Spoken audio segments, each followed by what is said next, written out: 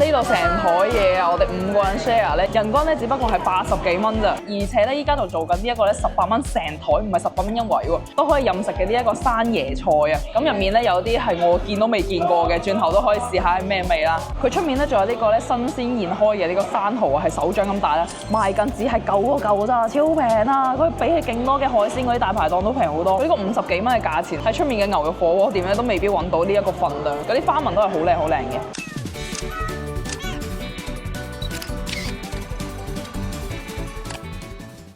Hello， 大家好，我係曾小妹。今日咧同大家嚟食呢一個咧成都正宗嘅麻辣火鍋啊！呢一間品牌咧叫做川西霸子啊，喺成都本地咧已經係超多年嘅呢一個必吃榜噶啦，好多人咧去成都咧都必食嘅一個品牌嚟嘅。依家咧終於開到嚟深圳啦。咁我哋今日嚟嘅分店咧就係呢個南山區嘅，教下大家呢個路線點嚟先。搭地鐵過嚟嘅話，喺深圳灣口岸過關就可以坐13號線啦，之後到呢個後海站再轉翻呢個11號線啦。到呢個南山站嘅 A 出口，喺深圳灣口岸過關打車嘅話就大約20蚊左右啦。A 出口出到嚟之後就直行。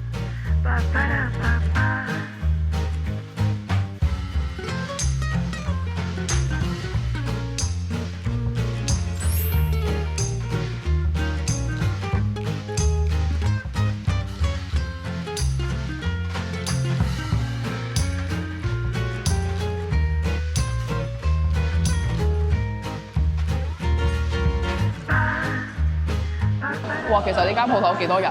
星期5夜晚好熱鬧啊，超多人。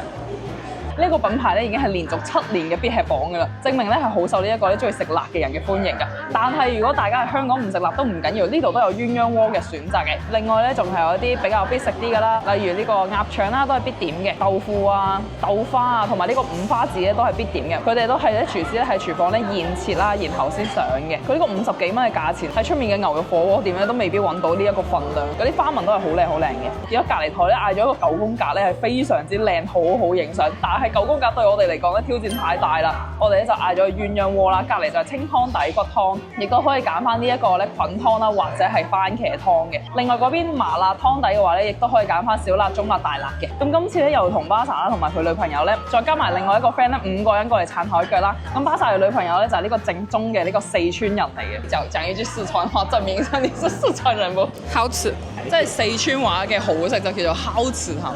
烤翅。好辣啊！睇落去，加滴落去珠江嗰片微辣啦，加落個斬料度嗰啲嘅香港人唔會咁食嘅，好辣啊！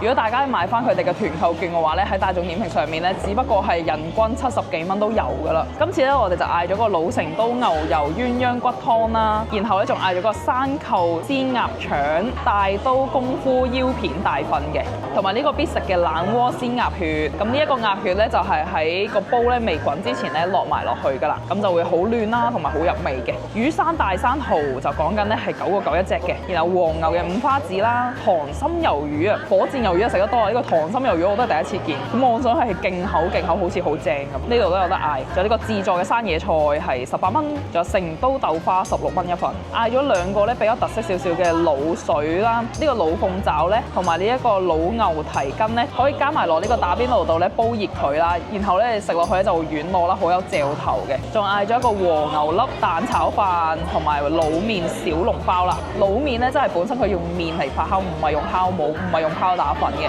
所以呢個風味咧就比較香啲嘅。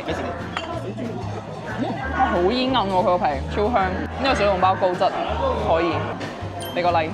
出面咧亦都有呢個調料區啦，咁如果大家咧係中意食辣嘅話咧，可以學下巴薩女朋友咁樣咧，正宗四川人食法，加埋呢個辣鍋底去整呢一個調料啊！哇，呢個真係超誇張！但係我自己咧就偏向咧一定係要加埋呢個香油嘅。呢一罐香油咧係食呢個四川成都火鍋咧必食嘅嘢嚟嘅。佢點食嘅咧就係加埋落呢一個調料度啦，護下個胃啊！我成日都形容係護下個胃，等佢辣得冇咁誇張，到時咧出嚟嘅時候冇咁難受啊，舒服啲嘅會。呢個一定要加，同埋佢好香嘅呢個香油。好，下一個咧試下佢呢個炒飯先。呢個炒飯其實都真係粒粒分明喎，好乾身嘅喎，係有鑊氣嗰種嚟嘅喎。蛋炒飯好香。第一個咧試下呢個腰片啊，哇呢個好正。佢呢個辣鍋咧比想象中冇咁辣喎，巴薩講。我試下先。可以喎，佢呢個腰片咧，如果咧整得唔好嘅話咧，係會腥嘅。呢個都還可以處理得好好。試下呢個鴨血，望上去好正，呢個係一定要食嘅。好滑啊呢個！我呢個真係新鮮，真係食到嗰啲鴨血嘅鮮味，即係佢唔係急凍，即係鮮鴨血咧先可以食到呢一種感覺，又好嫩啦。會下一個試下呢一個牛蹄筋，我最中意食嘅牛蹄筋。個筋咧比較軟糯啲嘅，煲咗好耐，夠腍。五花子，哇！呢度嘅五花子咧都係好靚好靚嘅，而且呢個價錢咧，呢一個份量真係好難揾到。好脆啊！呢個五花子都好正。啱啱咧呢個鍋底咧，我哋鹽唔係好夠辣，想叫佢加啲辣啦。然後我冇諗過佢真係加咗成碗辣椒落，好驚啊！而家試下呢一個滷水雞腳。我覺得食麻辣火鍋咧，加埋啲滷水嘢去撈咧，佢就係食嗰種軟糯啦，好有骨膠原嗰種好煙韌韌嘅感覺咯。佢呢個雞腳都 OK， 夠肥嘅。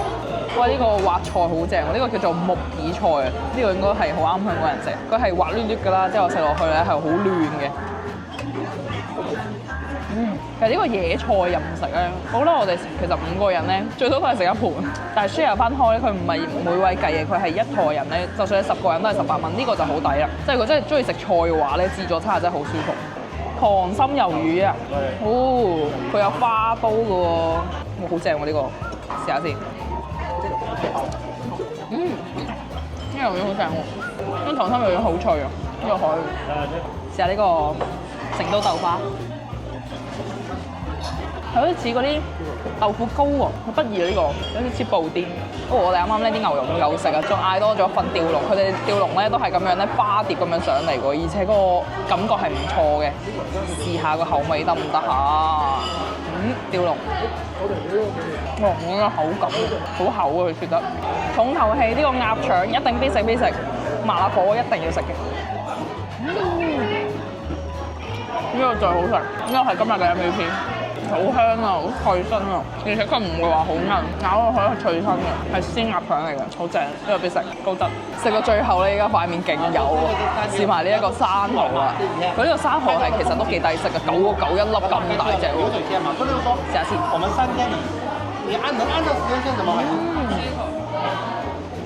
佢爆薑，生蠔真係 OK，高質嘅。哇，好滿足啊今日！麻辣火鍋通常都係冬天先會食，好少夏天過嚟食。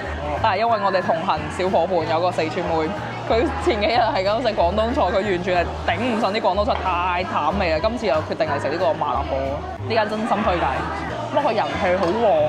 好啦，咁我哋今日條片咧就到呢度啦。中意嘅話咧記得點讚、關注、分享，我哋下次再見啦，拜拜。無情的暴雨被多情的他，烏雲在頭頂會不停地下。